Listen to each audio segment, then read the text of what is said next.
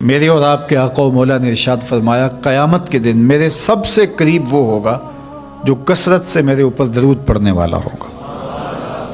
تو یہ حضور کی قربت کا ضامن ہے درود، تو اس لیے اپنی اولاد کو حضور علیہ السلام پر درود پڑھنے کی ترغیب دو۔ بچپن میں ہی اپنے گھر کے اندر مجالس سے درود قائم کرو، روزانہ کی بنیاد پہ ہو تو بہت اچھا، نہیں تو ہر 8 دن کے بعد ایک دن ضرور متعین کر لیا جائے۔ جمعۃ المبارک کے دن کثرت کے ساتھ درود پڑھنے کی ترغیب دی گئی ہے، اور فرمایا اس دن فرشتے حاضر ہوتے ہیں۔ تو حضرت ابو درداء رضی اللہ تعالی عنہ نے عرض کی، یا رسول اللہ صلی اللہ علیہ وسلم، آپ کی حیات طیبہ میں تو ٹھیک ہے، لیکن جب آپ انتقال کر جائیں تو کیا اس کے بعد بھی یہ عمل جاری رکھا جائے؟ ابن ماجہ میں یہ روایت موجود ہے۔ تو حضور علیہ السلام نے حضرت ابو درداء سے فرمایا، ہاں میرے وصال کے بعد بھی اس عمل کو جاری رکھنا، اور ساتھ ارشاد کیا کہ ان اللہ حرم علی الارض ان تاکل اجساد الانبیاء فنبی اللہ حی یرزق، اللہ نے مٹی پر حرام کر دیا ہے کہ وہ نبیوں کے جسموں کو کھائے، نبی قبروں میں زندہ ہوتے ہیں اور ان کو رزق بھی دیا جاتا ہے۔ تو کہا کہ یہ میرے بعد بھی میرے اوپر درود کے سلسلے کو جاری رکھنا۔ تو ایک مومن تو درود کے ساتھ جڑا ہوا ہے، وہ تو درود کے بغیر دن گزار ہی نہیں سکتا، الگ سے نہ بھی پڑھے تو اس کو نماز کے اندر درود پڑھنا ہی ہوتا ہے۔ درود ابراہیمی تو نماز کا حصہ بنا دیا گیا، اور اس کو کثرت کے ساتھ درود پڑھنے کی ترغیب دی گئی۔ تو درود ایک ایسا وظیفہ ہے کہ جو اپنی زندگی میں جتنا زیادہ شامل کر سکتے ہو اتنا زیادہ شامل کر لو۔ ویسے بھی درود پڑھنے سے بچوں میں تقدس پیدا ہوتا ہے، بچے پاک دامن رہیں، عفت مآب رہیں، ان کی طبع میں تقدس رہے۔ آپ چاہتے ہیں، ہر ماں باپ چاہتا ہے، اور پھر دور موجود کے اندر جو فتنے ہیں تو بہت ضروری ہے کہ ہماری اولادیں تقدس مآب رہیں، تو ان کو درود کی ترغیب دو، تو اس کا عملی نتیجہ یہی ہوگا کہ ان میں تقدس کا جوہر پیدا ہوگا، اور ان کی عصمت کی حفاظت رہے گی۔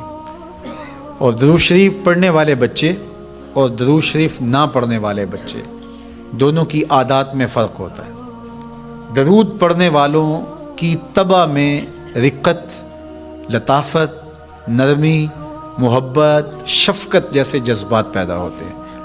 یہ درود شریف کا عملی نتیجہ ہے۔ بعض لوگوں کو شکایت ہوتی ہے کہ ہمارے بچے بڑے اکھڑ ہیں، بڑے تند مزاج ہیں، بڑے سخت گیر ہیں، تو اس کا علاج کیا ہے؟ تو اس کا علاج یہی ہے کہ ان کو درود کی تسبیح دو۔ درود اکڑ توڑ دیتا ہے، طبیعت کی تندی نکال دیتا ہے، طبائع کی تلخیاں ختم کر دیتا ہے، محمد عربی کے نام کی مٹھاس پیدا کر دیتا ہے۔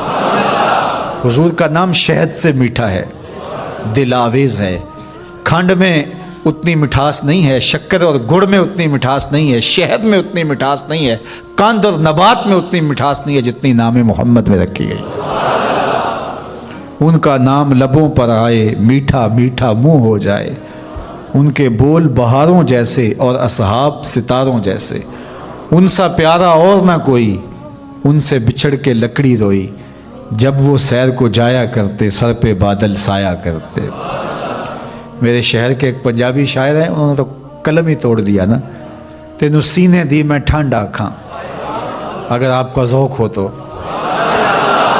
تینوں سینے دی میں ٹھنڈ آکھاں، شہد گلاب تے کھنڈ آکھاں، تینوں نبیاں دا میں لاڑا آکھاں، تیرے ہجر دے وچ میں ہاڑا آکھاں۔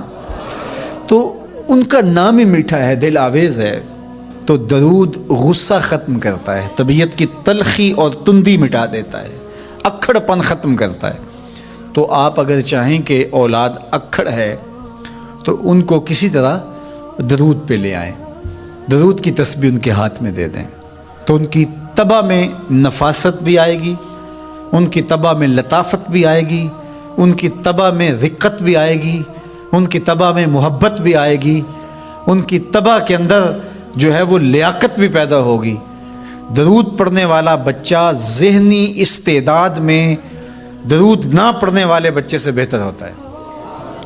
یہ بھی آپ تجربہ کر کے دیکھ لیں، دو بچے برابر ذہنی استعداد رکھتے ہوں اور ان میں سے ایک بچہ درود پڑھتا ہو اور ایک درود نہ پڑھتا ہو تو درود پڑھنے والا بچہ آگے ہوگا۔ یہ درود کی برکتیں ہیں، یہ درود کی رحمتیں ہیں۔ تو درود کثرت سے پڑھنا اپنی اولاد کو سکھائیں گے۔ ہفتہ روزہ آپ محافل کا گھر میں انعقاد کر لیجئے اور اس میں صرف دروشی پڑھ لیجئے، تو انشاءاللہ اس سے آپ دیکھیں گے کہ اولاد کو اس کا فرق پڑتا ہے۔ یہ تربیت کا ایک آسان نسخہ ہے اور یہ وہ وظیفہ ہے جس سے تھکن نہیں ہوتی، یہ وہ وظیفہ ہے جس سے طبیعت میں تلخی نہیں آتی۔ کہتے ہیں وظیفہ میں نے پڑھا ہے تو وظیفہ پڑھتے پڑھتے میری طبیعت میں یہ ہو گیا ہے، وہ بعض کہتے ہیں وظیفہ الٹ پڑ گیا ہے۔ بڑے وظیفے الٹ پڑھ سکتے ہیں لیکن درود الٹ نہیں پڑھتا، درود ہے ہی سیدھا، یہ الٹوں کو بھی سیدھا کر دیتا ہے۔ تو درود پڑھیں اور یہ منہ بھی میٹھا رکھے گا، یہ دل بھی ٹھنڈا رکھے گا، یہ دنیا بھی ٹھنڈی رکھے گا اور آخرت بھی ٹھنڈی کر دے گا۔